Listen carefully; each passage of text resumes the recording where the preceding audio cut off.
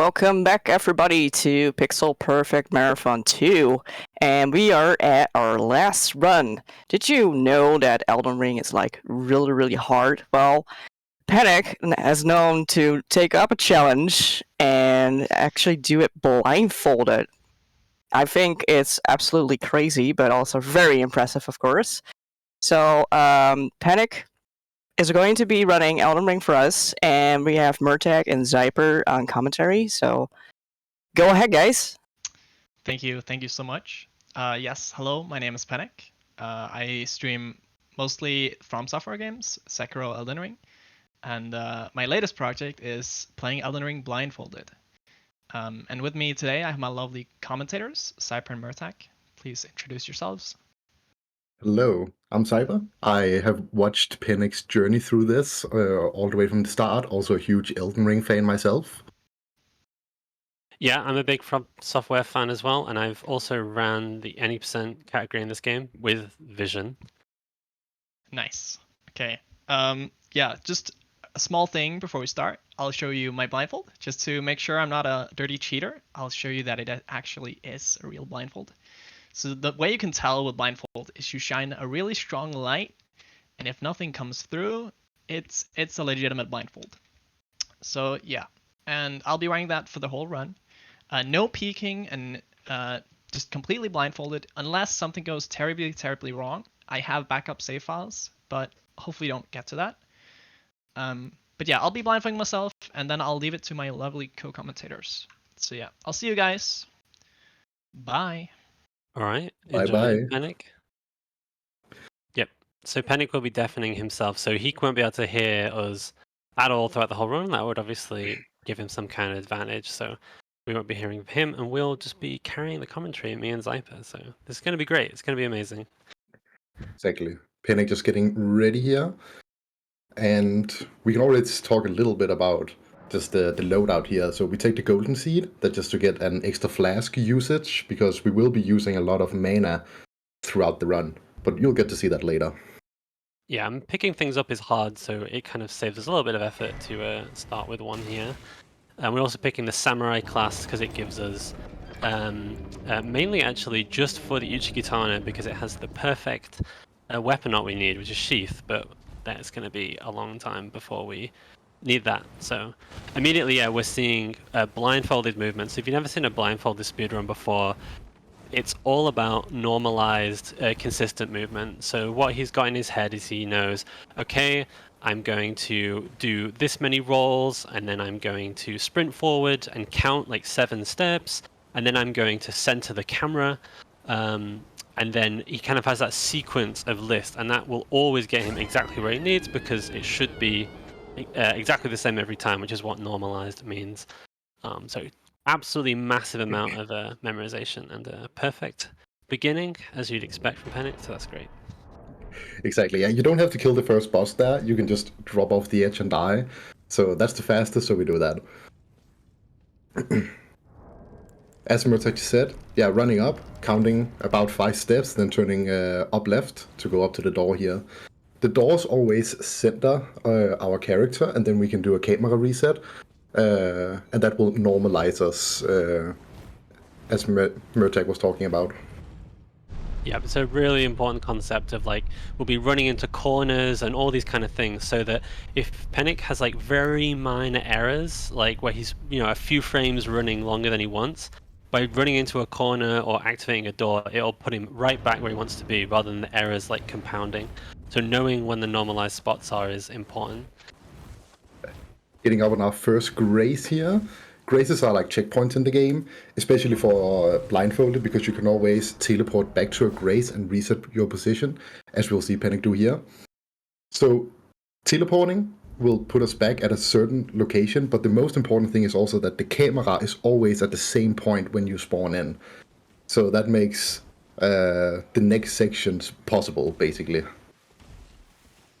Yeah, which is great, and we should talk about the version that is running on, because it's also quite important. He's playing on 1.04, which it really has to be that exact version, because they actually added in the ability to turn off auto camera rotation, which makes this run possible. Because normally in Elden Ring, with default settings, when you run in a direction, the camera rotates to move behind the camera because the character. Normally that feels more natural to most people, but that would mean the camera would be constantly moving and swaying in a way he can't control, and meaning cameras would be super inconsistent, which means most movement wouldn't be consistent.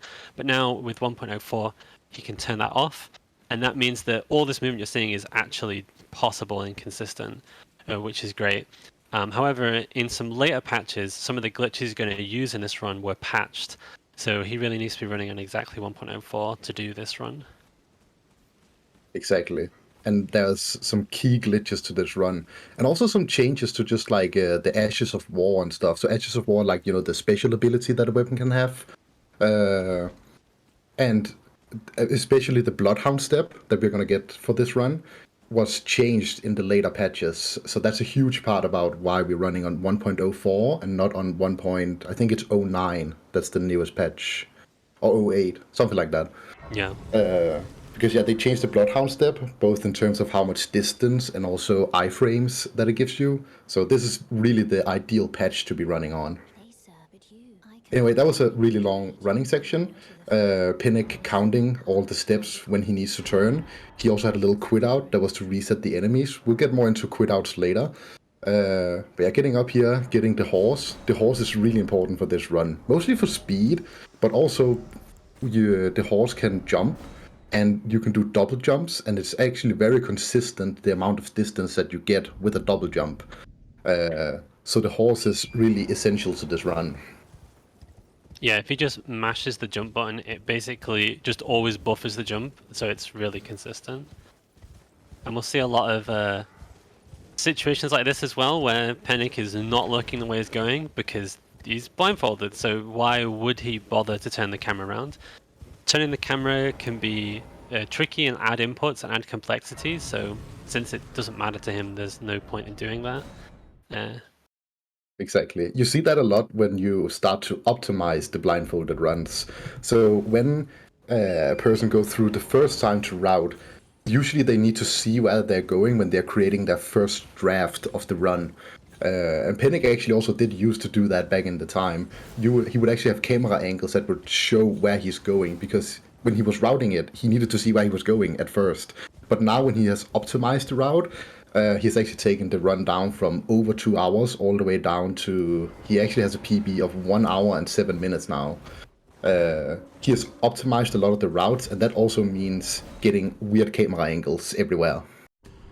So we've got a glitch here, well, unintended exploit you could say. By doing a quit out right in front of that fog door, he can get in the cave before the fog gate loads, enabling to get the grace, which is really useful because he's about to do a very risky part and he wants the grace in case he dies. Because we've gone over to go fight Bloodyfinger Neregus, who is an invader that drops the Reduvia, which is the weapon that we want. We're basically going to be going around doing a bunch of errands because we need to basically power ourselves up, get all the items we need to beat the bosses in this run. And Reduvia is going to be step 1 to being able to do that. Exactly. And this is actually also the invader that you're talking about here is a really heavy RNG part. We are going to fight a computer-controlled player character, basically. An NPC here that's trying to attack us. And he has random moves, and we don't have any weapons that can really be used like glitches. You'll get to see that later in the run. So we're actually just going to have to fight this guy pretty normally. So enjoy the show. Yeah, the only saving grace we've got is that after a while, an NPC will get spawned to help us and come save us.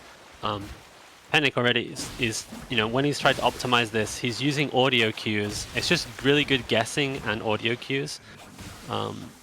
Like, he doesn't know how much HP he has unless he's keeping track himself. He also is playing as a female character, mainly just for this fight, because when his character gets hit, it will make a female, I just got taken damage noise. But when he hits the enemy, it'll make a male one, so he can differentiate them rather than them being the same. Oh no, we're stuck in a rock here. Oh, getting out? Yeah, so he's lost lock-on, which is pretty bad. But we'll see if NPC Invader, that's an NPC ally, can help us out here. This fight in particular can also be really bad, because the NPC actually has a bleed weapon, and bleed in this game is incredibly OP. So, Pennek actually found the lock-on again. Oh, nice. Yeah, that was an insane recovery. Like, he figured out they didn't have lock-on, and then, like, did a backup strat to walk, slowly turn around, and managed to save that situation. Like, that was really impressive. Yeah, luckily the NPC on our side came to help, and he took the aggro for a long time for Pennek to be able to find his footing. But just being able to, like, actually figure out that you weren't locked on and something was going on there is really impressive. Yeah, and hopefully we're seeing more of just like Pennek's crazy instincts in this run, because as I talked about before, a lot of this run is just memorization. It's memorizing the path, it's memorizing backups, it's just a list of, okay, now I do 7 steps this, 9 steps this. But then the next level, which Pennek is kind of reaching, like, which lets him be a lot more consistent, is just having a feel for, like, oh, I feel like I might be a bit left or might be a bit right, or something's not going right in this way, and being able to adapt on the fly and recover situations that, in general you'd be like, nah, that's too hard to recover from, you just have to give up.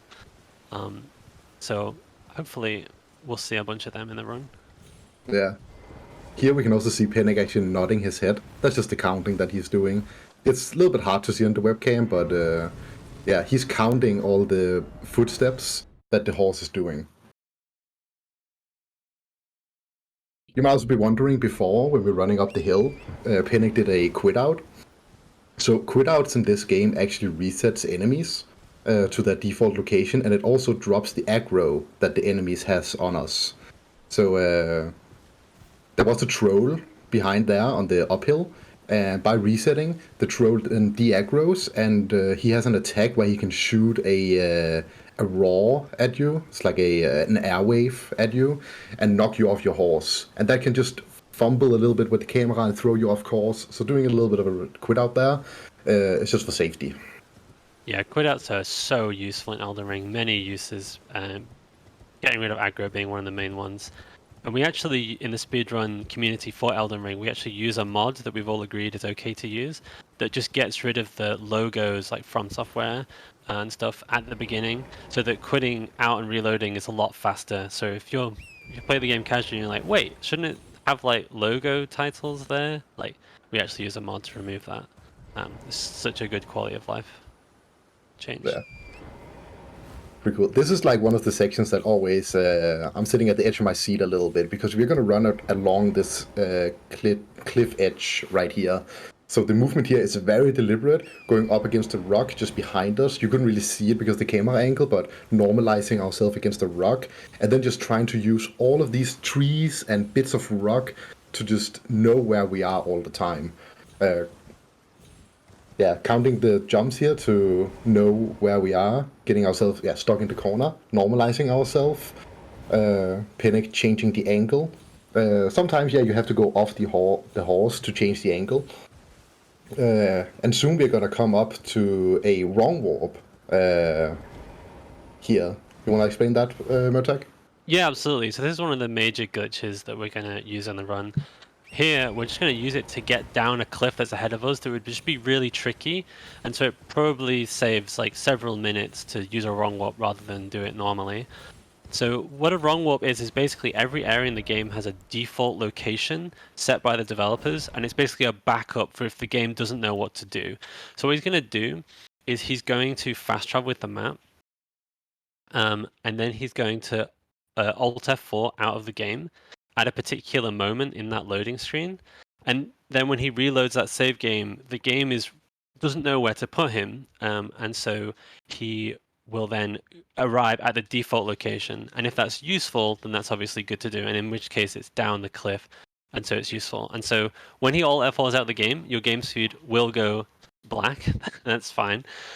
Basically, he's just trying to reopen the game, which he needs to do blindfolded. So he's like using his Windows key and then searching for Elden Ring and trying to open it, and then eventually, hopefully, it'll reopen. And then he got it. Nice. So now he's down on the cliff in the top right there, that big rock face. He was up there, but now we're down here. So that saves a good amount. We'll see some more throughout the run. Exactly, and he knows he's in the right position there because he can hear the troll You can hear the footsteps very faintly, or you can hear its breath, something like that. I know Pennek talked about that before, so he knows that he actually got the trick. And also a funny thing about reopening the game, Pennek has been trying to open the game so many times with the Windows search that Windows now knows that every time he searches for E in his search result, Elden Ring is the first pop-up that he gets now. It wasn't that in the start, but he has like trained Windows to learn to open Elden Ring every time he types E in the search. It's amazing. Such a good time save. Only need to type E rather than like Elden or something. Yeah, Elden, or like you could also have the small icon in the corner of the screen, and then you'd have to like use your mouse. But we're trying to not use our mouse at all throughout this run. So something that we don't see here is that Pennek actually is playing on a keyboard, and he's playing with both hands on the keyboard. And he actually has a extra keyboard that he has modded a little bit. He has taken some keys out, so the only keys on that keyboard is only the ones you need for this run. Yeah, hopefully at the end we'll remember to ask Pennek to show his keyboard on webcam because it looks really crazy. Like, it's yeah, he's taken off every key that he doesn't use, and yeah, he's never going to be touching the mouse the whole run because mouse movement is just non-normalized, it's inconsistent. So everything is done with a key, and he's rebound most of his keys to like really crazy stuff, in particular 1 through 9. But we'll talk more about that later. Exactly. So here, using the intended teleporters to get around the world quicker, I'm gonna take this grace. This is a really important grace for the whole run. We're gonna be walking back to this, I think, around 4 times throughout the run. And he doesn't have splits. Usually I just look at the splits to see where we're going, but I think the first order of business is to get the glintstone key. Yeah, I believe so. It's probably worth explaining where he's going. So we've just totally skipped the Stormwind Castle. Stormvale Castle, I think. Stormvale, yeah. Stormvale Castle. Because you actually just don't need to do it. You can just go around the back the way we want. A lot of casual people don't realize that. But we're going to need to start doing a bunch of errands. And one of the things we'll need to do is eventually get into the academy. So we need to go pick up the glintstone key. So that's where we're off to now, behind the dragon, which can definitely be tricky. Anytime we pick up an item, it's hard because he needs to get exactly onto it. So we'll see how he does with that. Yeah, and the reason that we need to get into the academy is not to fight Renala, because we're actually not really going to fight any of the early game Remembrance bosses at all. We're going to be skipping those. We're going to talk a little bit about that later. But we need to get down to the abductor that's in the bottom of the castle, or the magic city. Because the abductor there can actually take you all the way to Volcano Manor. Nice, picked up the key right away. Pennek finding the key immediately, that can be really tricky because the dragon there can move and then throw you off. Pennek has backup strats. Hopefully we'll actually get to see some of them at some point, but right now Pennek is actually on a really clean run. Pennek has backup strats for stuff like that. Let's say that he didn't get the key and he's stuck in a corner. He knows that he can be stuck in 2 corners, and then he can then try to find his way back from there. Yeah, but it is still really tricky. You just know which corner that is. But yeah, the route that we're doing right now is actually really similar to like what the any % route basically does, because we want to basically get a particular weapon, which we'll talk about later, and so we're basically going there as quickly as possible, but we're going to need to kill a boss to get to that item, which will be Godskin Noble. So we need to do a bunch of setup to do that, and that's why we picked up Reduvia, and that's why we'll do a bunch of other extra stuff. Exactly. And that was an intended death there. It's just a little time saver. We go back to one of those the stakes, where because he was close enough to it when he died, and it just gets us a little bit closer to where we want to go to next. Exactly. FromSoft was kind enough in this game to actually put stakes, so that's basically also checkpoints, mostly around either hard areas or also right outside of boss arenas, so you can go instantly into the boss. Many people probably have memories of like playing even Dark Souls 3, but like even the earlier ones, Dark Souls and Demon Souls, have like incredibly long run-ups up to the bosses. But this game is kind enough to then give us a stake, so we can just instantly go back into the boss again if we want to. So we're basically just abusing that mechanic that the stake is then a whole area, and then we just die in that area and then get teleported to this one specific place where it's easier to get to this teleporter that we're taking now. Yeah, so we are now on the way to EG, who is, if you've played this game a lot, especially if you've done speedruns, he is a good friend of all of us because he just straight up sells somber stones 1 through 4, and that's pretty great because we're going to need somber somber smithing stones in order to upgrade our main weapons, and we need a lot of damage to be able to finish this run blindfolded. So we're definitely going to be using the somber stones off him, and so that's where we're going now. Exactly. But before EG, there's this little area right here. Has caused a lot of trouble back in the days. I know Pennek has rerouted this area quite a lot, actually, at least like a couple of times. Because there's a lot of enemies here that will shoot magic at you, also homing magic, which is even worse, and then it can throw you off course. So this actually looks like a really optimized route, but it took a lot of tries to actually get this route. Before that would, as I say, a lot of magic would be thrown at you, but Pennek has found this really neat route just around to the right, getting stuck in a little corner to normalize himself, and then getting up to this grace. It didn't even look that hard, but I tell you, some of the earlier routes in that area was horrendous. Yeah, like obviously blindfolding has a lot of memorization, so all the movement is hard, but it really adds like several layers of complexity once enemies are attacking you, especially with homing ranged attacks. Suddenly that movement can't be slow and careful anymore. It needs to be optimized and fast and dodging those enemies. So any situation like that is very scary. And we just saw a really interesting technique here. So he actually turned off camera auto-rotation, the setting I talked about before, which lets this run be possible. But then by doing a normalized movement to the left, in this case by doing the sheath and unsheath weapon art, that moves his character a particular distance, which also moves the camera a fixed distance. And he's used that to point his camera looking in a particular direction, turning back off the camera auto rotation, and now his camera is exactly where it wants to be. That gives him the lineup for this very, very long run that we're doing here. Yeah, so this is one of the longer running sections. Not actually the longest. I will point that out once it comes up. But this is one of the longer sections.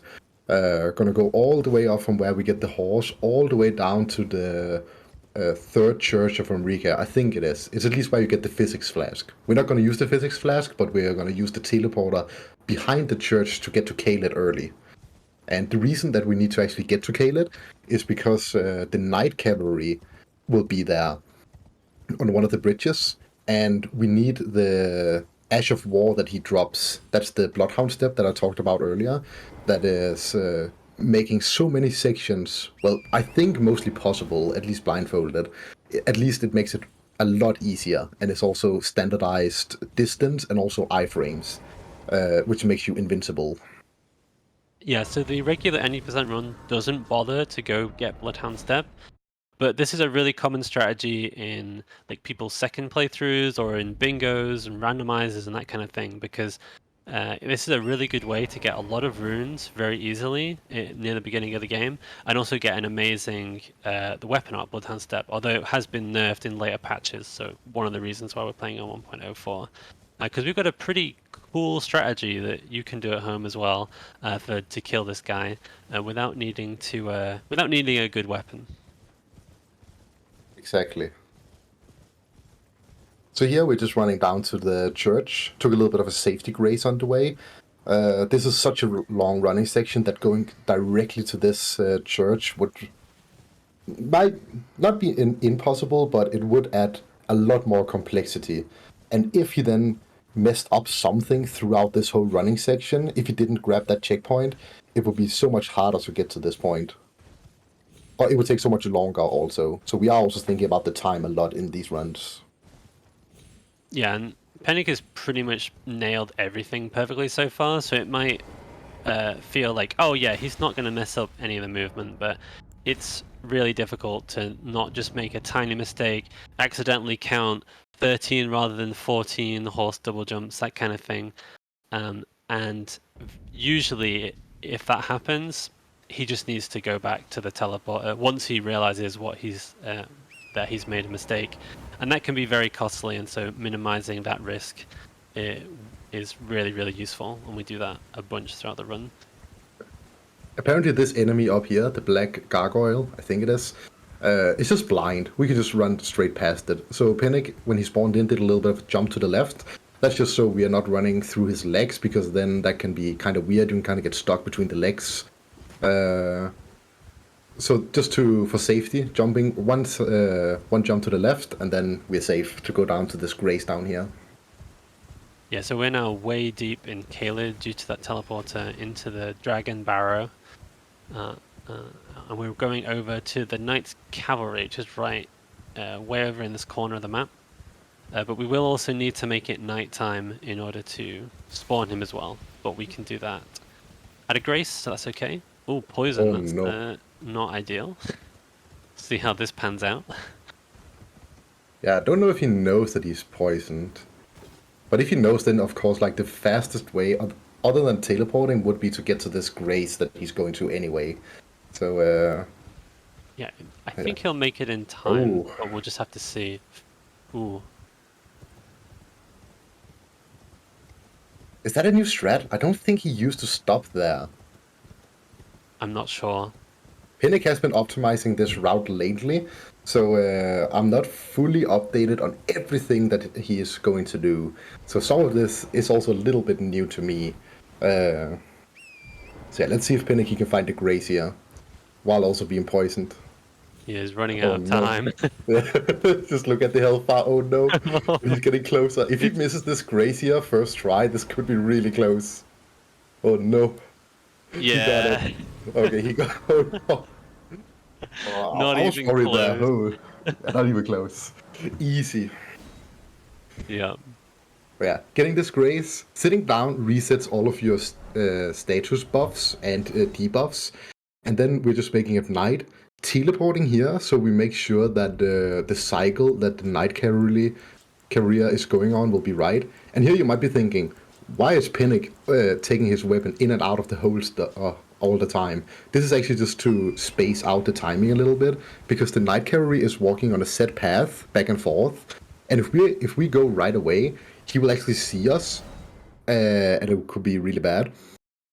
So we're just waiting there a little bit to space out where the night cavalry is, to make the next section here easier, and we have more time to maneuver around. And there, Pennek just did a little mistake. He noticed really quickly, and then teleporting back to reset his position and just do it again. I think he accidentally sprinted. So, yeah, that throws up the whole running segment. But here, Yeah. getting up to this rock, going very precise movement here, doing back jumps to set up very precise angle here. Gonna do a double jump on the horse to land on the ledge. The horse is gonna tilt. I like to tilt a lot, and that will make sure that he lands on this back edge and can quit out.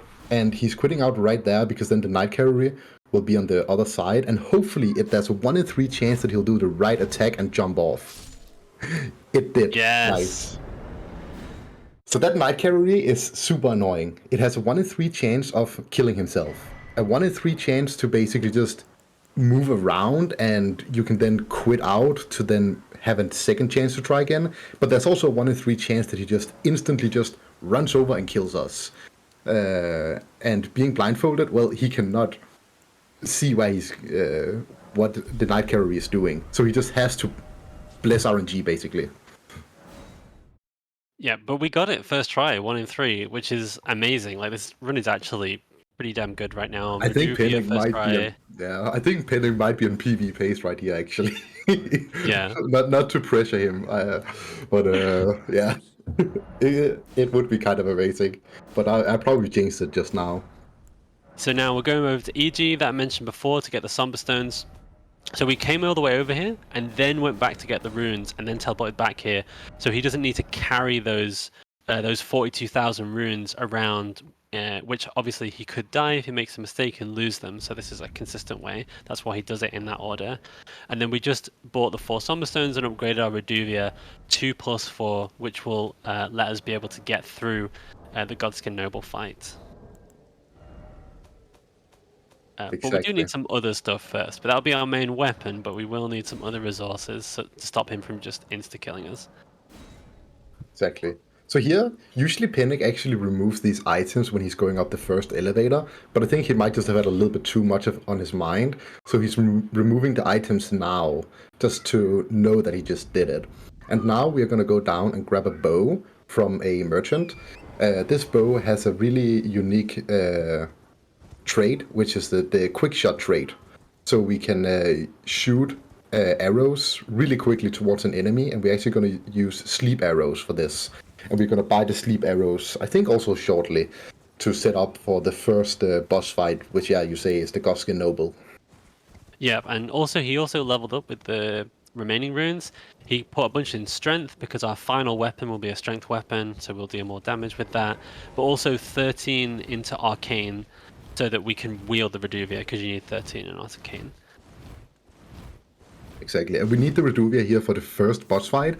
After that, we are not really going to need it anymore, because then we're going to get our main weapon after that. Yeah, so we're buying that short bow. That has, I think it's the barrage weapon art that basically just lets us shoot faster. And since in order to sleep Goskin Noble, we need to hit him with 4 arrows. The faster we hit him with 4 arrows, the better. If we did it with a regular bow, he may well just kill us before we get to shoot 4 arrows. And now we're going over to another merchant because we need to pick up the sleep arrows and also a hand axe because we got the Bloodhound Step art before. But we actually need to put it on a weapon to actually make use of that art. So we're just going to buy a kind of generic cheap weapon that we can wield so that we can put it on it. And that's going to be the hand axe that we buy at this merchant up here. Exactly. Usually we didn't use to buy these sleep arrows that he's also gonna buy here. We actually had another route at some point where he was gonna go grab a cookbook where he could then craft sleep pots instead.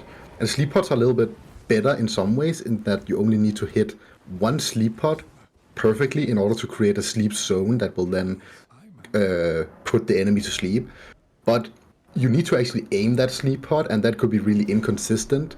So it's much better to just go here, grab the bow. It's a little bit of a time loss to go grab the bow, but getting the sleep pots also took some time. So overall, it kind of equals out, and this route is much safer. Yeah, here, just go into Roundtable. We need to go to Roundtable Hold later anyway to talk to, or like to upgrade our weapon. I think Pennek is doing that at the Roundtable now.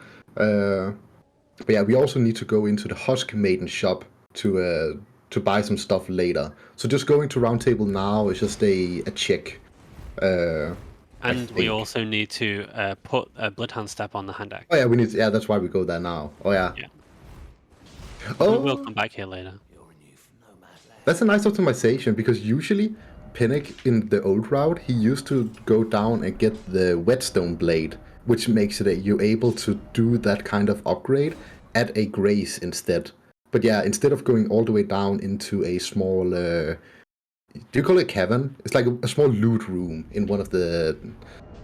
Yeah. Cave, underground. Yeah, basement. I think we just go here now because we need to go there anyway. So going there early to put Bloodhound Step on.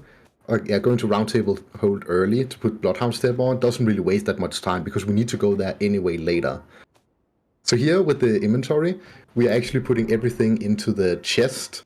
Probably a lot of people didn't never even use the chest at all, but the game has a chest that you can put stuff in, and there's a sorting mechanism in the game that lets you sort by when you acquired a weapon. So by putting everything in the chest and then putting it back into your inventory, you know exactly where the weapons are in your inventory. Or you can see here Pennek sorting, so everything will be lined up perfectly for him to be able to sort his inventory out, and he knows exactly where everything is. And that's also very important for the glitches that are gonna come up that we're gonna talk about later. Yeah, absolutely. Inventory management is very important in this run. And also, we allocated a bunch of our flasks to blue flasks because we now have Bloodhound Step, which is amazing. It goes really, really far in this patch. It's basically completely invulnerable the whole time, but it does cost a little bit of FP, so we're going to need a few more blue flasks. But the usage of all of them is all completely routed out. Every single Bloodhound Step is routed. But you see, like, this area without Bloodhound Step would be so bad, with all those ranged attackers constantly attacking. But Bloodhound Step, like as Zyper said before, makes this absolutely horrible place into, oh yeah, this is now like doable. We can totally do this. Exactly, yeah. The Bloodhound Step giving a fixed distance, so we always know where we are, is also really helpful. If you try this on the new patch, if you just like boot up the game and it's like, oh shit, I also want to use this, just don't, because the distance is way shorter and the iframes are really bad on the weapon now. So FromSoft basically saw what people were doing online and nerfed it. So it might also have been to nerf PvP, so this game actually has PvP in the game, but yeah. Who knows? It was a big problem in PvP. I think it was mainly that. Yeah. But we've got another exploit, glitch, whatever you want to call it, coming up. This is going to save a bunch of time because it'll avoid a bunch of horrible movement, where we do a fall cancel glitch.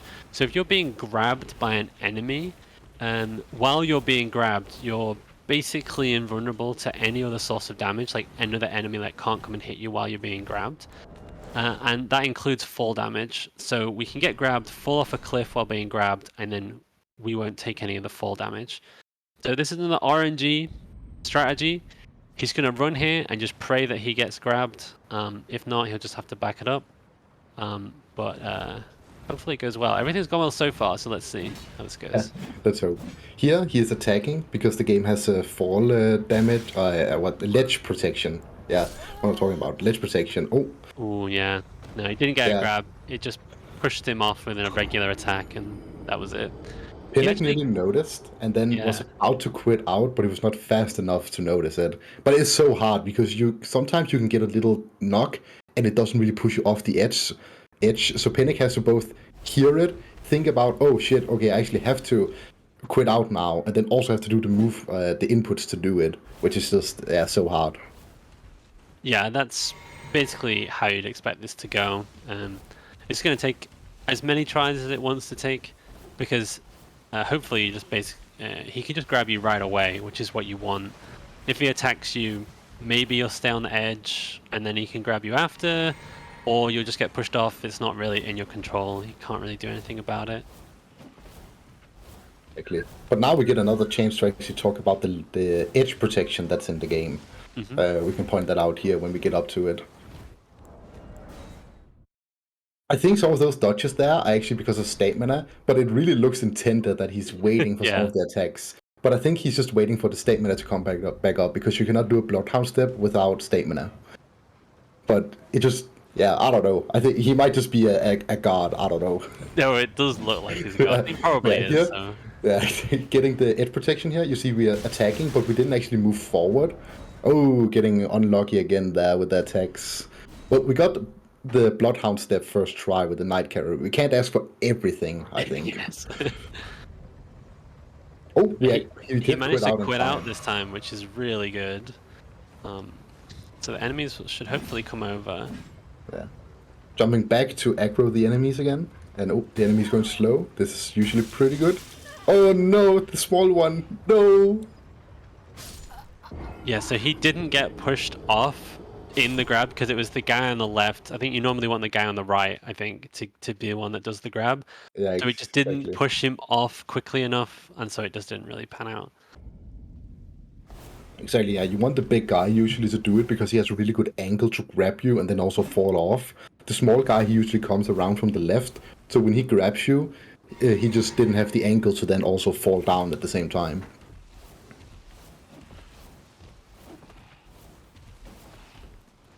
Yeah, so it's probably worth explaining like why we're here, because wow, that was kind of bullshit. I'm not gonna lie.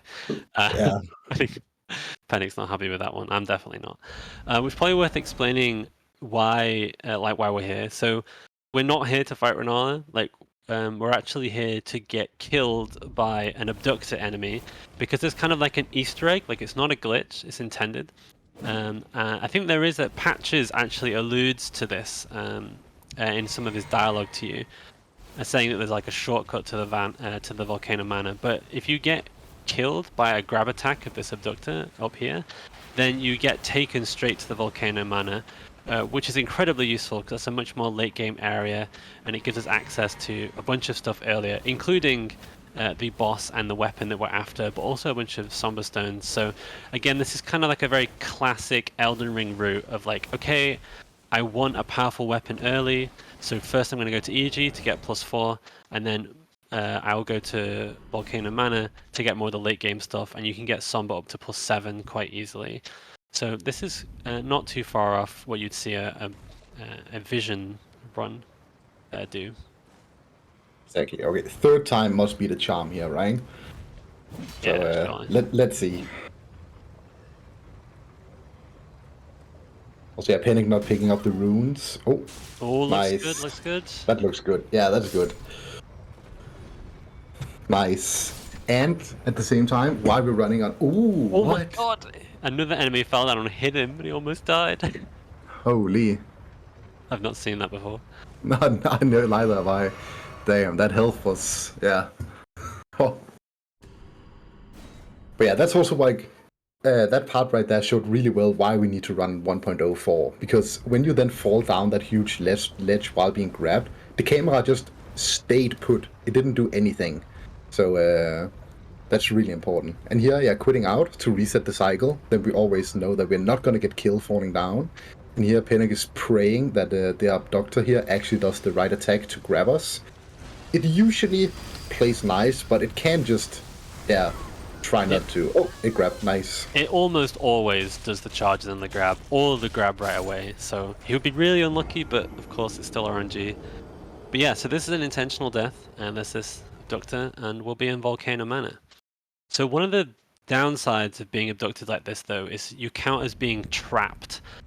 So that means that we can't fast travel until we hit another grace, basically the same as those trap chests. But now, yeah, we're going to run around, we're going to get another Somber Smithing Stone. And look at the health right there. I'm always scared. Yeah, we'll see that again. So, yeah, so we're going to get the Somber, I think 6 first, and then we're going to go up to get number 5, and then up to Godskin Noble and do our first boss fight. Yeah. As you say, Duo is first later, but now we're gonna get to Noble soon. But yeah. You said earlier that you can actually get a +7 here if you wanted to, but Pennek is only gonna opt to get 2 Somber Stones here. Because later we're then gonna grab a Bell Bearing, and Bell Bearings are basically...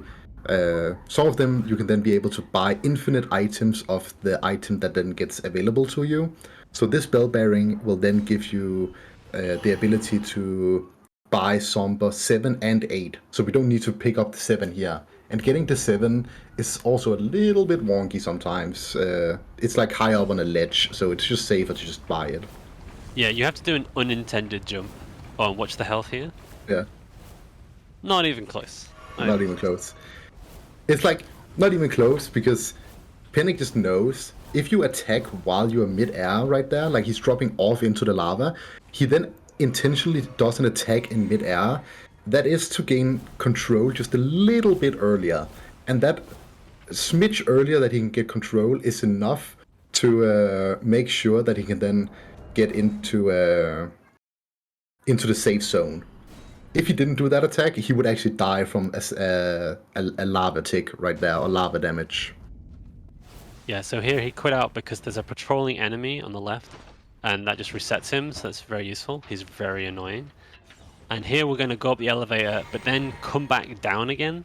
Oh, sorry, not come back down, we're going to lower the elevator back down again, because if he screws up the next part, he'll need to reuse this elevator, and if he doesn't lower it, then he's screwed because he doesn't have a way to get back up here. There is another like elevator on the other side, but he hasn't learned any movement to get over there, and without strats you can't do anything blindfolded. Exactly. So here this Somber Stone is on the ledge, so we need to be very careful about walking forward. If we just walk a little bit more forward, we could fall down and die. So inching ourselves forward to grab that Somber Stone. But now we're gonna get up and get ready for the Godskin Noble fight. Yeah, so I think it's probably worth explaining some of what you're going to see now here. So everything we've done so far is just building up to this moment.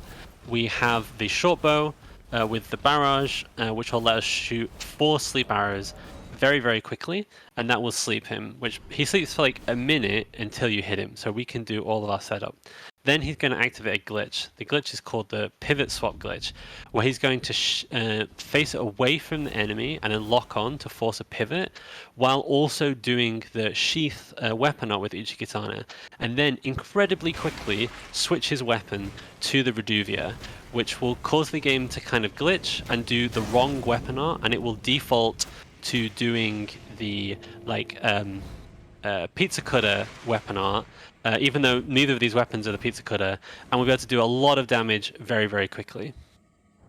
So Exactly. we'll see it So right yeah, here. just watch here. He's gonna set up with the sheath, and then here we go. And Godska Noble is dead. So yeah, that's the Easy. pizza cutter glitch. Yeah, basically swapping in another ability onto the set passive ability of the Reduvia and the the unsheath, right? So the unsheath doesn't have any ability by itself, it's just an attack, I think. Something like that. And that means that the default ability for that weapon under the hood is actually the pizza cutter wheel. So you are getting the damage from Reduvia. Is that right? Yeah, Something the like damage that. is Yeah. on Reduvia, but it's just being applied constantly over and over and over, and it's the full damage of Reduvia or something. So basically, the damage is ridiculous. Yeah. It's some arcane magic, but it works, and we're basically swapping the ability from one weapon onto the other, and the other weapon that I'm talking about is then glitch in some weird way under the hood, so we can then get the pizza wheel, even though we don't have it. Yeah, it's a very strange glitch, but hopefully it kind of makes some sense. And by the way, you might have seen Pennek be really happy when he grabbed that Grace. And the reason is because we lock onto the boss during that battle, and obviously the boss might move a little bit differently, we might move a little bit differently. That unnormalizes us. And that means that finding that Grace can be really difficult. And he actually uses the sound of the carpet, which you might have seen him doing. Like once he walked off the carpet, he stopped because he heard he wasn't on the carpet anymore, to guide him towards the Grace. But that can literally take minutes if he just makes mistakes, gets spun around. Like I say, he's totally unnormalized. He just has to go off the sound of the footsteps and just kind of intuition. But we found it like really fast, so Pennek was really happy with that, and yeah, that was really good. Yeah. And this section here, walking around this whole lava ledge, can also be really tricky. I've seen it a couple of times now, so I know what it looks like, so I'm not really fully scared unless something goes wrong. But it's really impressive, like seeing all of those small ledges that he's then jumping to, and will it go wrong all the time. Yeah, it's like all of this movement here is just so impressive to look at. Even now, like I'm still amazed.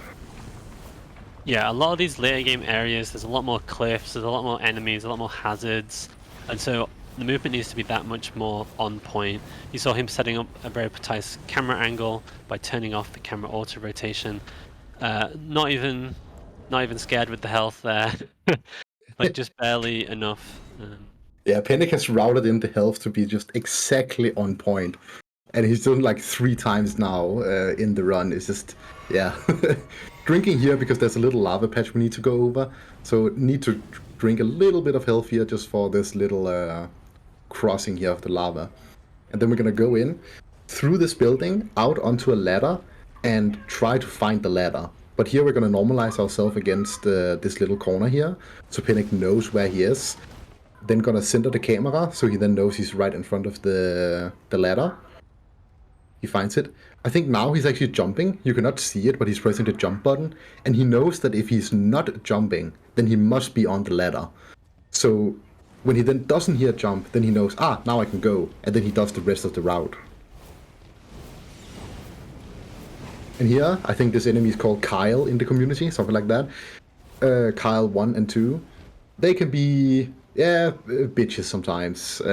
He has an attack where he can just hurl fire around, and the Bloodhound step basically gives you immunity, but if you're not perfect on your timing with pressing it, you can have a little delay in when it comes out, and then the damage can actually hit you.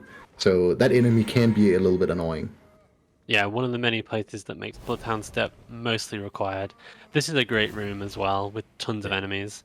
Yeah, I love this room. So here he's going to set up very precisely, and here he has to go all the way up to the corner in the left corner. So all of this movement is really precise, and he's then going to change his angle of his Bloodhound Step while he's doing it. I just love that movement. Going from all the way downstairs, all the way up here, going out and then quitting out. Quitting out was for the enemy aggro. We're going to reset that. So now that he can take this teleporter with no fear of enemies interrupting him. Yeah, so this is kind of where the whole run has been leading up to this point. Pretty much all the setup was so that we could kill Guzzling Noble, and Guzzling Noble was just so that we could get to Rykard, which we've now arrived at. So Rykard is really important for this run, mostly for this weapon right here. So this is the Serpent Hunter. It's a completely broken weapon. Both for, if you're not even using the glitch, just the damage of this weapon can be insane. But with glitches, this also can do the pizza cutter trick. And it actually has an even bigger hitbox because it will use the range that it has in the Rykard fight. So in the Rykard fight, it has a long range on it to be able to shoot him with like wind attacks. But that actually also gets put over into the glitch state of the pizza cutter wheel when we use that. So yeah, now Pennek is just doing some inventory management, going a little over that a little bit quick, but if he actually discarded the wrong weapon right there, that's basically run over. He would have to reload a safety save, because if he discarded the Serpent Hunter, it's just game over. There's just nothing you could do at that point. So here he's just checking, oh, do I have the right weapons? He didn't seem happy about that. Yeah, he didn't, oh. Okay, he knows the two weapons he has now, so now he's just doing some testing.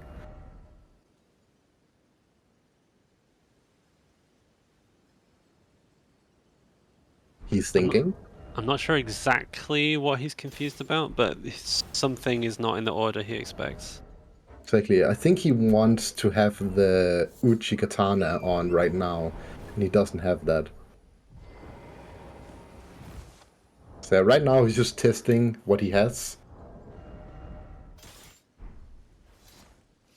So now he wants the Uchi, I think.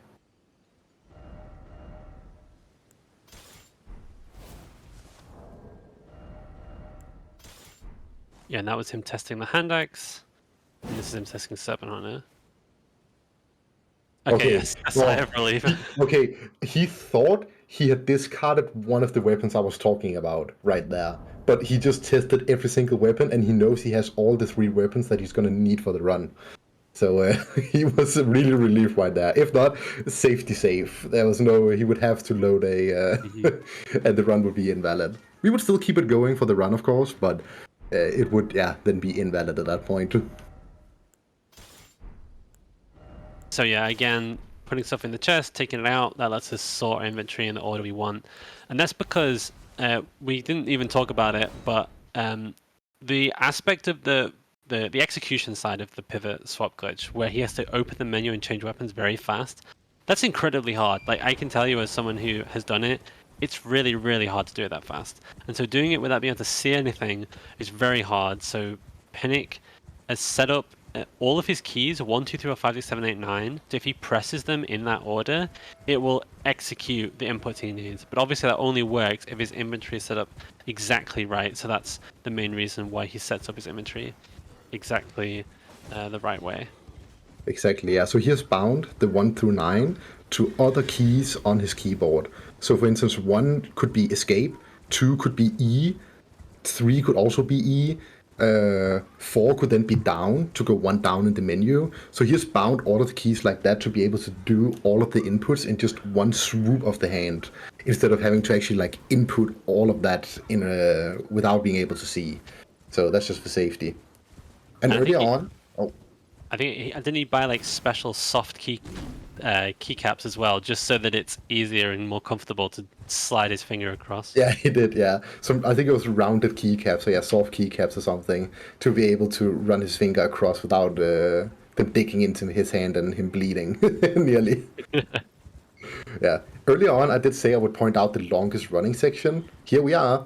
From all the way at the grace down there, we need to go all the way up to this mountain here. We need to go up to the 4 belfries, because the game has kind of preview areas that you can go to see the next area coming up. One of them is also just like an Easter egg area, where you can go out and like fight some enemy.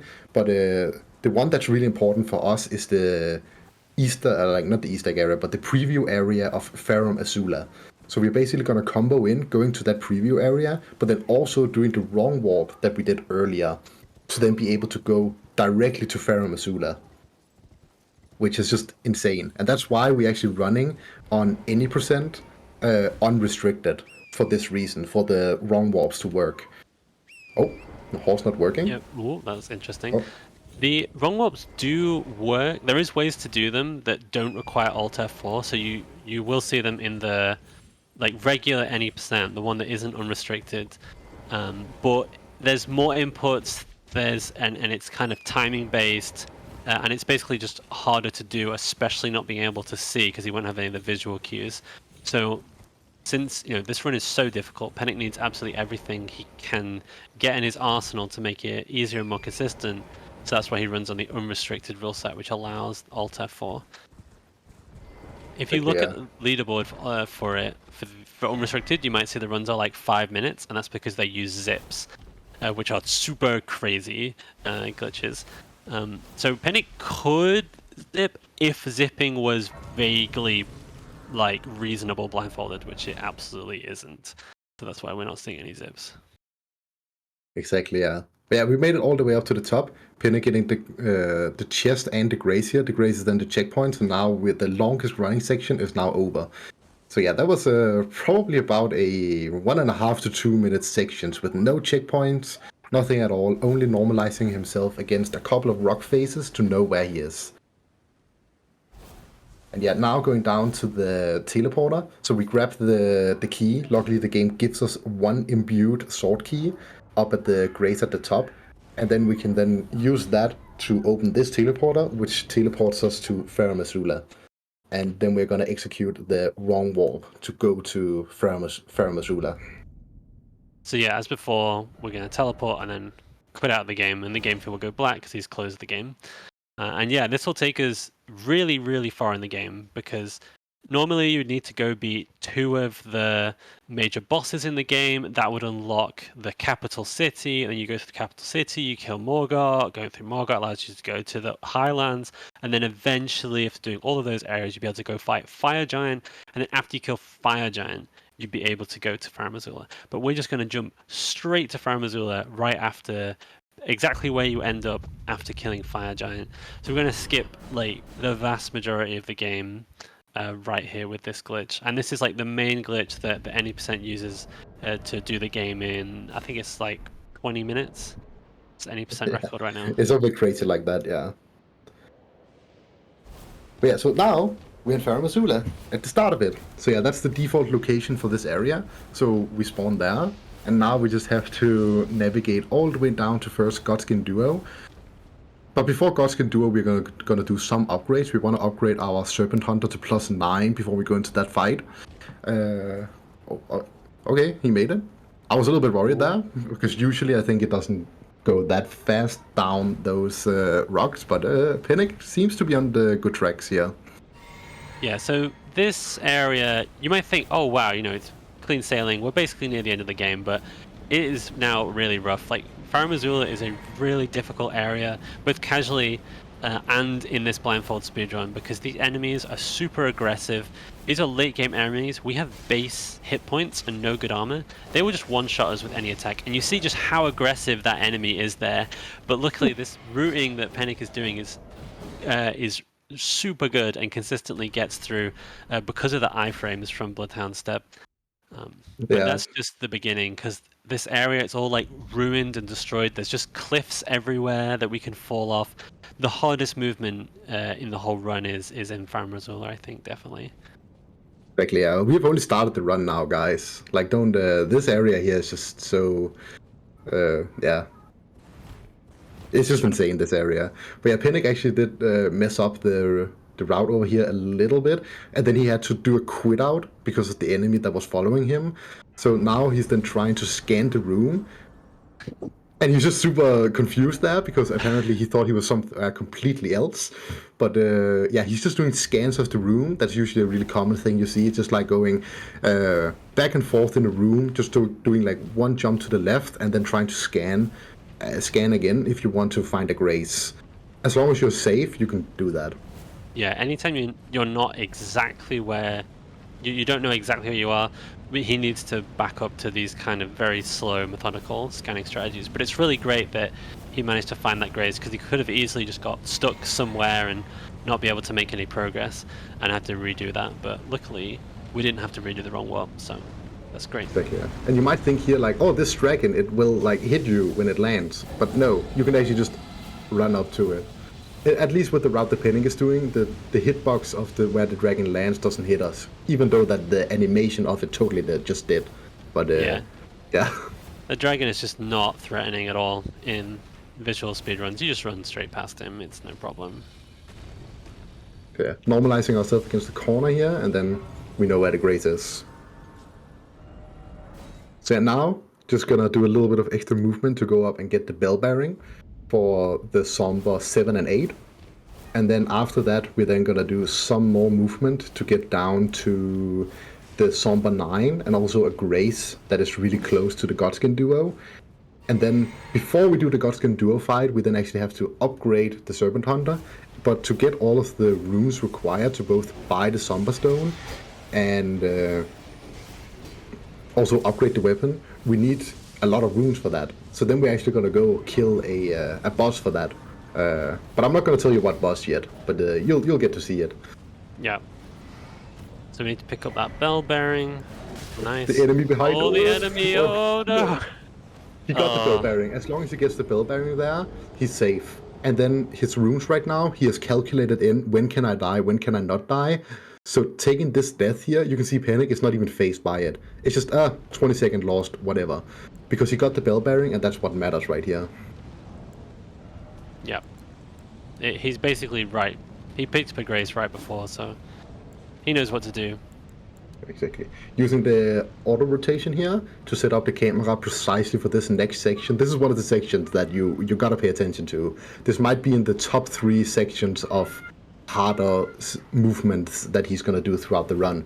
Not the top one, I'll point it out when we get to it, but look at all of this land right here. There is edges you could fall off. Some of the ground here is broken. It's all on hills. It's going down. You have to drop down to this little walkable path right here. You can't even see it, but yeah, look at how small it is. At least if you've been to this area casually, you know how small these stones are. Navigating those blindfold is just, what the fuck. Yeah. And also being shot at the whole time, like you saw, like, even though those skeleton archers are supposed to be very weak, we're right at the end of the game, so we did almost half of our hit points with one of those arrows. Not good. They're just used to scare you a little bit, but yeah, they take so much of our health. Going here to grab the Somber 9. He grabs it there, nice. And then he's gonna go down to this grace down here. But to do that, we need to jump across a gap. So using the edge protection here to line ourselves up, the edge protection makes sure that we cannot fall off, but we can still move a little bit to the right, so Pennek knows how many attacks he needs to do to be in the exactly the right spot to jump. Jumping down to the stone and then down to the grace. And now we're going to do something kind of interesting where we go into the Godskin Duo arena, but then leave it again without triggering the fight. Because they're kind of...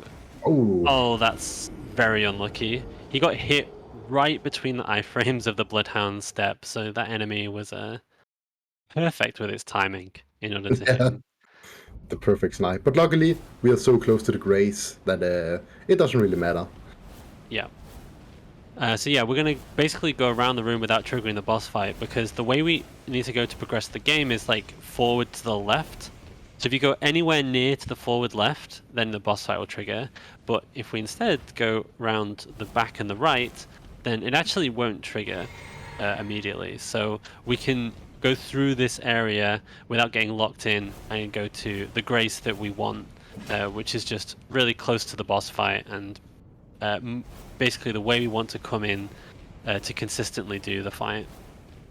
Exactly, yeah. This Grace is really close, and it also gives a really good setup for the boss fight when we get to it. The earlier strat used to be a one try with the sleep pots, so you could maybe have 2 tries at it, but realistically you only really had 1 try at trying it, and then you would throw sleep pots, spawn in the enemy so they were in the sleeping mist, and then they would sleep. But now when we have the new setup here, it's so much easier. Yeah, as I told you, we just go get the Grace, and then we need to fight a boss fight. And what better fight to fight than Rykard? So this is gonna be a good one. Doing the pivot swap here, get to see it again. Pennek running his finger across all the keys that we talked about. Here, stunning the enemy before he can actually hit us. Walking backwards to not get hit by the lava. Then doing W tech, we call it W tech. You're inching yourself forward to activate the damaging hitbox again and again and again to get more damage off. And then Rykard is just dead because we have so much damage at this point, even though we haven't even upgraded the weapon. Yeah, Now, too far part boss fight. So Rykard here. Oh, Pennek messed up. Yeah, he messed up the pivot swap.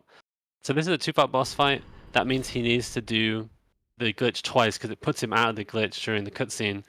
So as hard as glitch is, he has to do it twice in a row, which will happen for several boss fights in this run, which makes it really tricky.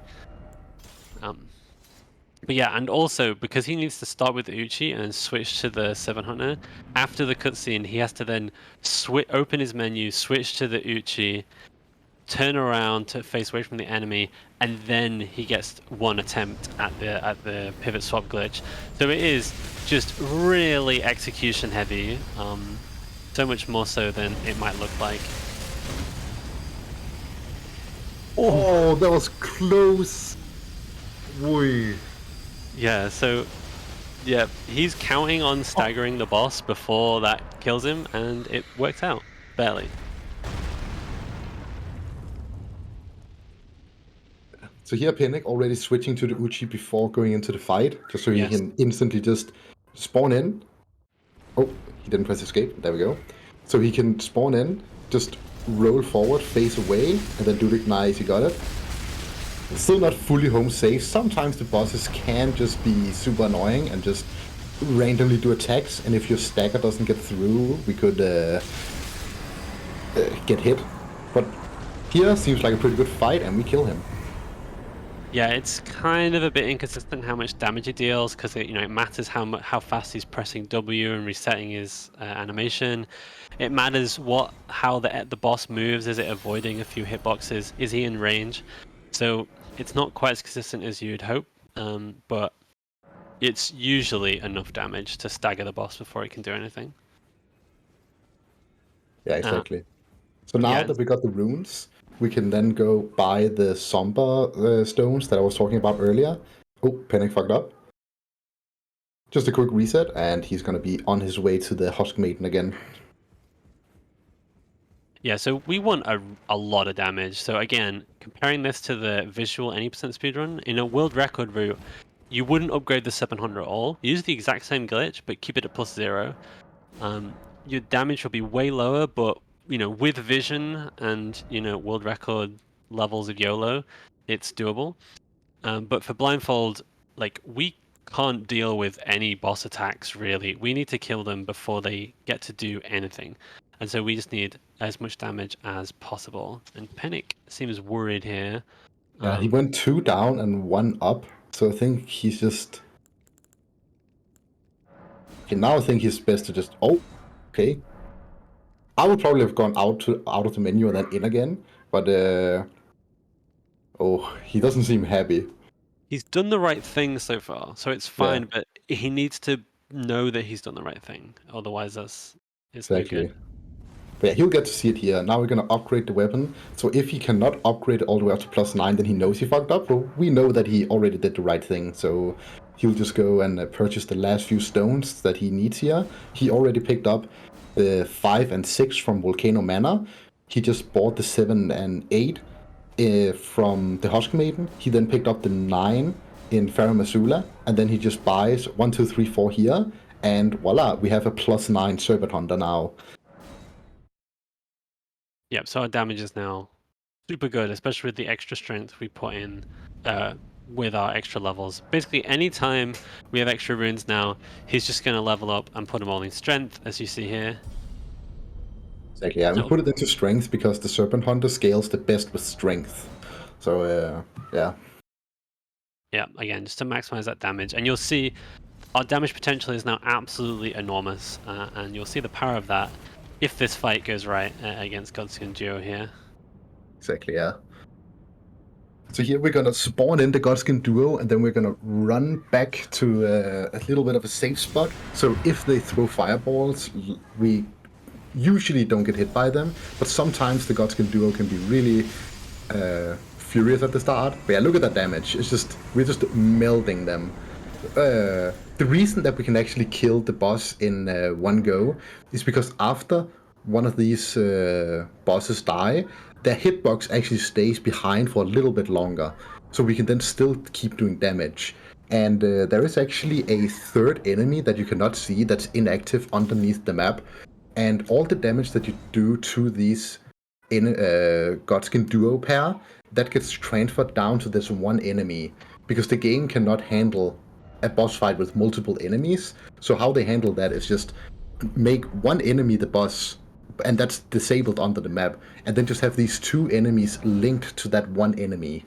So, yeah, that's how we can actually kill the Godskin Duo with only 2 pairs, instead of having them respawn again and again. Basically, there's a brief amount of time after you kill like one of the individual Godskin bosses where you can still like hit them and deal damage to the overall boss, but because our damage is so high, we can actually use that to just kill the whole boss. And that's really cool because this is actually the only speedrun of Elden Ring I'm aware of where you do one cycle Godskin Duo. In all the other runs you don't. You have to do multiple cycles because you don't have this much damage. Exactly. And yeah, here we're going into the, I think it's probably the second hardest movement section of the run. This whole section from Godskin Duo all the way down to the next Grace is probably the second hardest movement part. It's also a really long part, which also just adds to the whole difficulty. Yeah, like, this area is just so rough. There's just really aggressive enemies everywhere. There's edges that you can fall off just everywhere.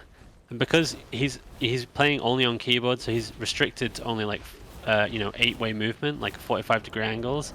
And very often that's not ideal, but it's just he just has to deal with it. And often he can't, set up his camera really carefully either because his enemy would just come and kill him while he was doing it. So yeah, it's rough, but Pennek, spent a really, really long time routing this all out, and he's found the absolute best, most consistent routes, and we just, hopefully they all pan out as he expects. Exactly, yeah. So here, normalizing ourselves against this little edge here in the wall. Now Pennek is going to do some very precise backsteps to line up how he's going to walk. Here, now he's just walking with the walking key, and then he's listening for when he drops, and then he can do the next part of the movement. Oh, he fucked up. It's sometimes really hard to tell, even spectating it with the vision, if something goes right or wrong, because it looks pretty good, and then, oh, he just died. And then, yeah, we have to do this whole section over again. Yeah, once you try, like, using normalized movement, you'll kind of realize that incredibly small differences in the inputs can translate to very different outcomes, like falling off the edge or not. So, like, he's normalizing the movement as much as he possibly can, but like, for example, say with the walking, that's the best strategy he's found, but it's still not 100% normalized because he's still having to react to when he hears his character fall off the edge, that kind of thing. So it's going to be tiny differences, and if that just plays not in his favor, it can just result in just going off the edge. So this could take a few tries, but that's perfectly normal. Like I said, this is super difficult. Exactly, yeah. But yeah, this whole area is just, yeah, super insane to even navigate. There's so many small ledges, and also, yeah, as you say, aggressive enemies. So we have dogs coming up right here. We're just jumping right past them. Luckily, this is not Dark Souls 3 dogs, because if they was, they're gonna teleport right behind us. Luckily, they don't teleport in this game, so we're a little bit more safe, but they can still jump out and attack us, and that's gonna throw us off. They can follow us all the way down here. That's why we're doing a quit out, to disable the dogs from following us. And now we get up to the section here where we died before. So let's see how Pennek will handle this. Yeah, normalize against this corner, and then we'll see if he gets further this time. Luckily, you can bind a walk key to your keyboard. That's how he's been able to walk there. I think that what's happened. He didn't do a diagonal roll before. But nice. Is he gonna get nice? Oh, nice.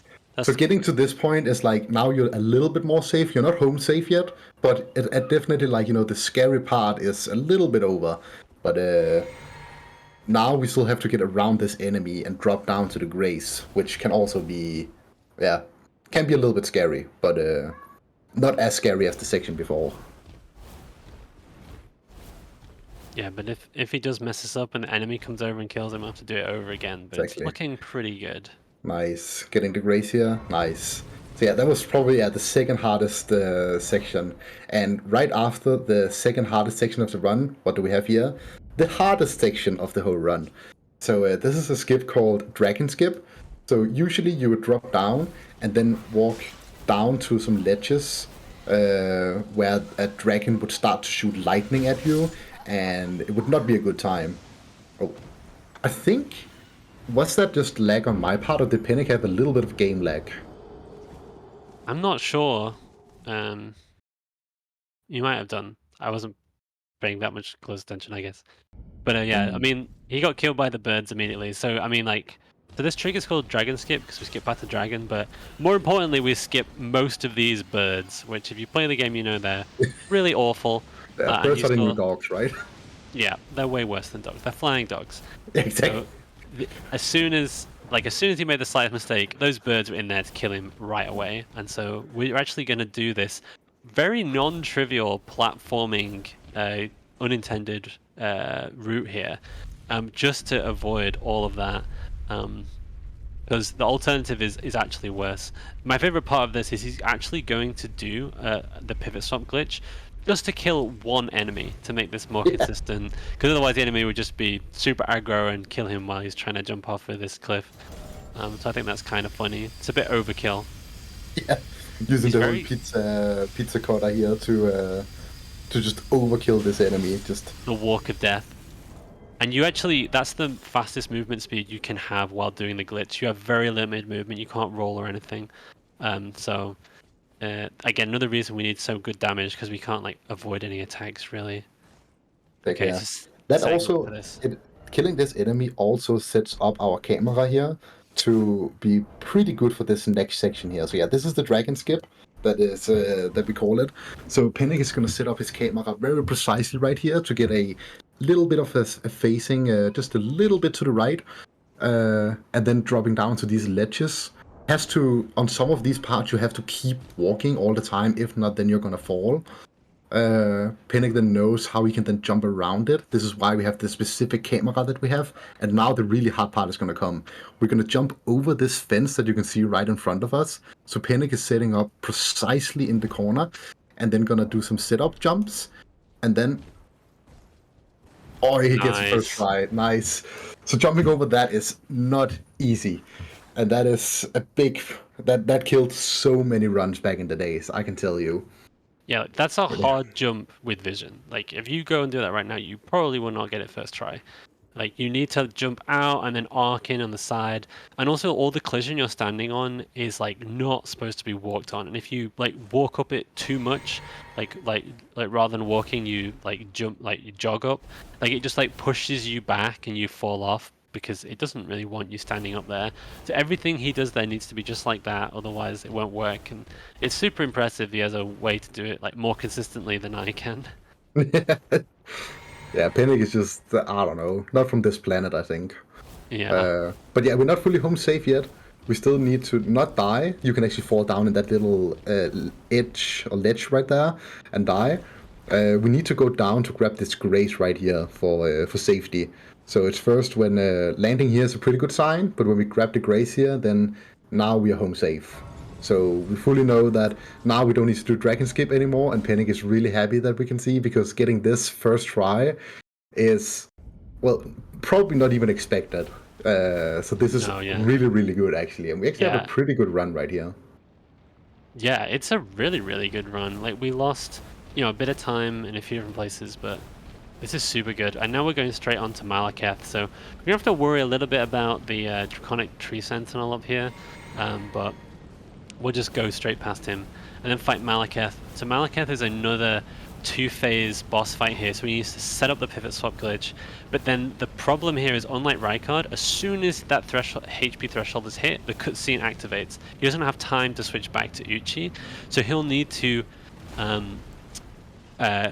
walk backwards immediately to avoid the attack that Malekith does right at the start of phase 2, while also changing in his inventory, switching back to the Uchi, and then set up for the glitch by facing away, activating it, and doing that all quickly enough so that he'll manage to kill the boss before the boss kills him, because the second phase of Malekith is extremely aggressive. But something went a bit wrong there. He could tell that maybe he didn't open his inventory when expected or something. I think he was a little too quick on the input, so he didn't switch to the Uchi Katana. So yeah, doing a quick quit out right there just to reset, making sure that he has the Uchi Katana equipped so he can actually do the glitch. He's trying to go into the boss arena, but his camera angle here is a little bit off. Yeah, that's kind of funny. You would think that would let him go through, but it's just barely not being let through. Does he think he's on the other side? To the right, maybe? Yeah, he probably thinks that. I think now he's just trying. Oh! Now he's trying to... Oh! Stream up, walk forward, and press E! There we go. Nice. Okay. Oh! Nice. Okay, yeah, so Pennek is now... Malekith always does a scripted attack, so he's gonna walk backwards, switch to the Uchi Katana. He walked backwards to not get hit by that attack, and then we killed Malekith. He has so much damage, but it's still...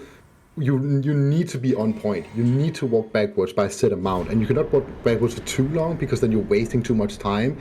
Having to switch your menu or switch your weapon during all of that, and also doing the pivot swap glitch. There's so much going on right there. Yeah, that boss fight is so tricky. In the any percent run, it's for me it was definitely the hardest boss fight, because you got to do pivot swap twice, and also you've got to. That's the second pivot swap is just so difficult, because you got this boss facing down on you. You've got to hold down on the analog stick while also menuing and switching out, and you just got to do it on the spot, like right away when the pressure's on. I would just fail at like all the time. So yeah, that's really, really nice to get through that boss fight.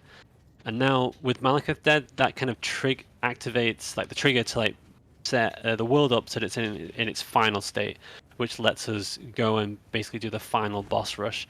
So we got 3 boss fights here coming up, basically back to back. Oh, I was about to say with very little movement. There is actually some difficult movement here because of blindfold, which is kind of funny. But yeah, so we're kind of getting towards the end. I think this is a pretty great run, but we got an easy fight luckily coming up first. Yeah, we have Gideon coming up, and Gideon is known for monologuing for about 10 minutes before he takes out his weapon. So that's always nice. That gives us a lot of time to set up the pivot swap and absolutely melt him into the ground.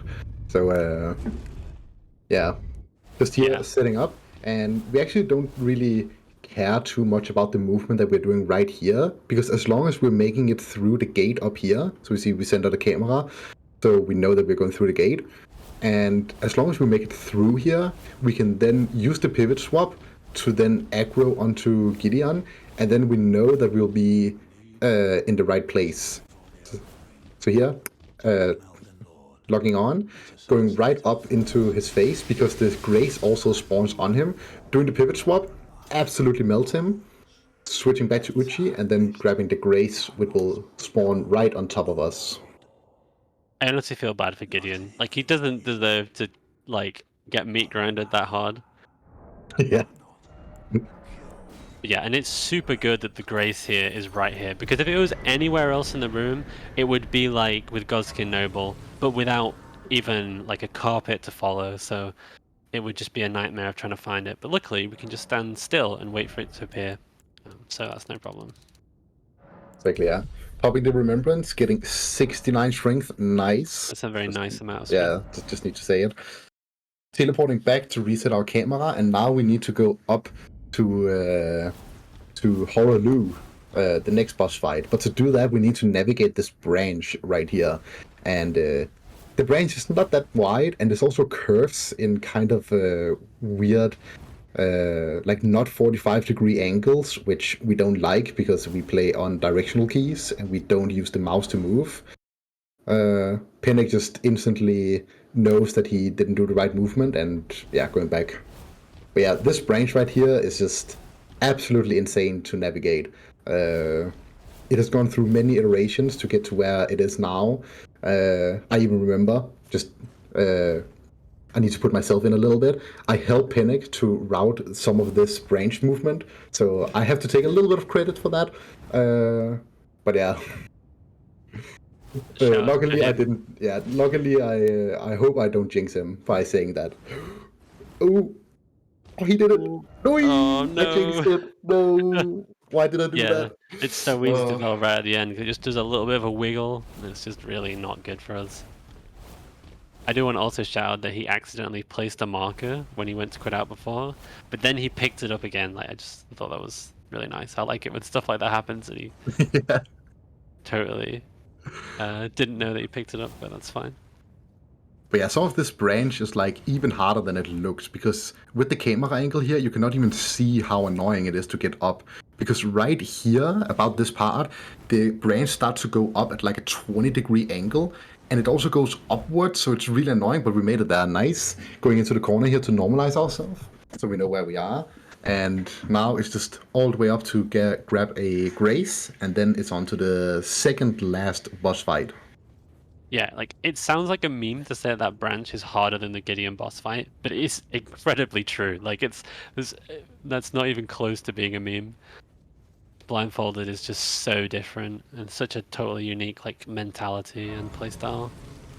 Exactly, yeah. Especially like with the 20-degree angles instead of 45, and yeah, that branch just doesn't want to cooperate.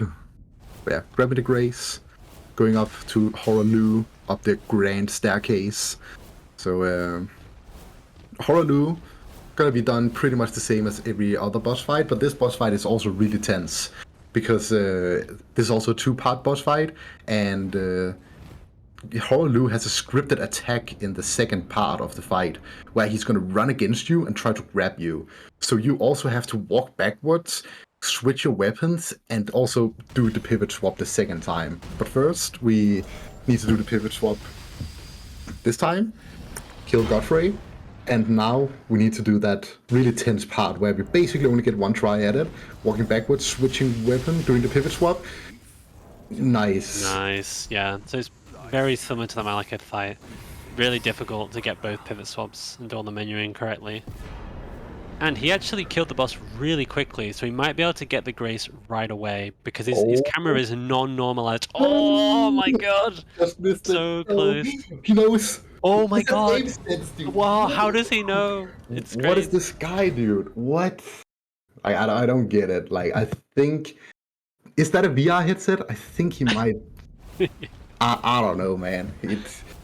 Yeah, his camera is non-normalized there because he was locked onto the boss. If he's really fast, he just walks straight into it. If he's slow, then he's facing way off to the right normally. So there, he just kind of guessed, oh, I think I was just a tiny bit too slow, so maybe I'm just a little bit to the right. So when he knew he hadn't gotten it, doing that back step, incredible. Final boss fight of the game, again, 2 parts. Radigan is pretty straightforward. We just do pivot swap. Since he does that little like stance at the start, it just gives us time. And also, the next fight doesn't start straight away, gives us time to switch, and it's on to Elden Beast. Exactly. Yeah. So yeah, final boss. As long as we get the pivot swap here first try, it should be home free. But if it doesn't, then the fight is going to be very weird. But it looks like we're going to get it. Elden Yeah. Beast. Nice. So yeah, And we Elden got it Beast before. do a breath attack right there if you are not quick enough. Yeah. Which is kind of sketchy. It doesn't let us celebrate. But yeah, we got it. Elden Beast is done. Final boss is done. And now we just need to activate the credits. So time is coming up very, very shortly. Pennek crushing the timer. So yeah, time is coming up soon. Not here. We're gonna when there's a pop-up about do you want to go to Journey 2? It's But, now, actually. Yeah, it's now. We Yeah. do it on credits. Oh yeah, that's right. Yeah. Yo, Pennek. Hello. Hello. Dude, that was fast. Yes, that was incredibly fast. Hello, everyone. Whew. Welcome Wow. back to the world of light. I hope you all enjoyed that flashbang before Radagon. Oh, that was a really good run. Yeah, getting Night Cavalry first try was a little bit. Yeah, that was really good. Yeah. That was really nice. Yeah, I guess I'll have to be a streamer again. Yeah, hello everyone. That was I can finally see again. But that was my blindfolded speedrun of Elden Ring, 80% unrestricted. I hope commentary went well. I didn't hear anything of it, but thank you so much for being my commentators, Cyper and Murtak. I really appreciate it. Yeah, no problem, man. It was a pleasure. Yeah, it was really fun. Thanks for having me. Yeah. Okay. If you have anything you want to shout out, Murtak, Cyper, I guess now is the time. So I have two quick things I just want to ask you. Firstly, can you show your keyboard on your webcam? Because we talked about it, how crazy it is when you've taken off the keycaps and stuff. So yeah, I can try to show it. So, blah, blah, blah, blah. Yeah. So I have a keyboard with half the keys gone, and that makes sure I don't press any of them, any of the wrong ones. So just for consistency, I have this keyboard. Of course, this is not something you do unless you have a secondary keyboard. So this is the one I usually use because I don't want to take my keys off and on every time. And yeah, second question, Murtag. And also, were you keeping track of your in-game time? Because I want to know what the actual leaderboard is tracked with in-game time. Yeah, so we just had the cutscene playing for an extra minute, so I guess okay, 1:15, so it would not have PB'd at all. It's like 8 minutes off my personal best. That's still incredibly good. Like one shot in a marathon with setless. That's awesome. Yeah, incredibly fast. Okay. Well, yeah, I guess I'll pass it back over to you, lady, if you wanna talk. Yeah, yeah, as your host, I want to talk. I think that was insane. That was so cool. And there were a lot of moments where, like, we, the audience, and also the commentators were like, oh, because there were a few moments where, like, either the camera was still locked on or, not as expected. And I think we were basically losing our cool here and sweating, and you seemed very cool during all of that. Well, if I seemed that way, that wasn't the case. I am incredibly sweaty, and my mind is racing. But I think that's kind of something you get used to with blindfolded. You have to keep your cool. Yeah, you're so focused, like you have that intense focus going on. So it's definitely not something that we noticed. I mean, we saw you nodding your head or shaking your head a few times, and that was about all that we could get kind of interaction. Yeah. And whenever you would shake your head, we were like, oh no, what happened? But no, everything went super well, and it's insane how fast you went through those bosses at the end. And they were telling us, like Murtek and Zyper were explaining to us, how many like movements and different techniques you had to do while killing these bosses. And I was trying to get my to wrap my head around how much you have to remember. Yeah, it's a lot. It is a lot. So every single input, there's nothing that is improvised in this run. Every turn, every camera turn, every dash, every roll, I have to remember all of it. And this started out when I first did this run. It started out being more than 2 hours it would be like I would have to I could only do one attempt a day, and then if it failed, that would just be it. So it really is something you practice in segments and over and over and over again before you even attempt a full run. I think it comes out to something like a little over 4,000 inputs in total. Wow. Unique inputs, I have to remember. Wow, that's incredible. Well, I really love the showcase, and I think you guys already shouted all the things out that you wanted to. But big props to everyone commentating, and you, of course, Pennek. But I can see like how much your community has helped you to, get this run together. And Cypher was talking that they were helping you out for a few things as well. So definitely a lot of love in this community, and that's great to see. Yeah, we will be moving on, so we're gonna say goodbye to Pennek, and that was our last run. So we're going to go to a quick intermission so that we can set our final presentation ready for you guys. And yeah, stay tuned because we of course have very nice announcements coming up. So yeah,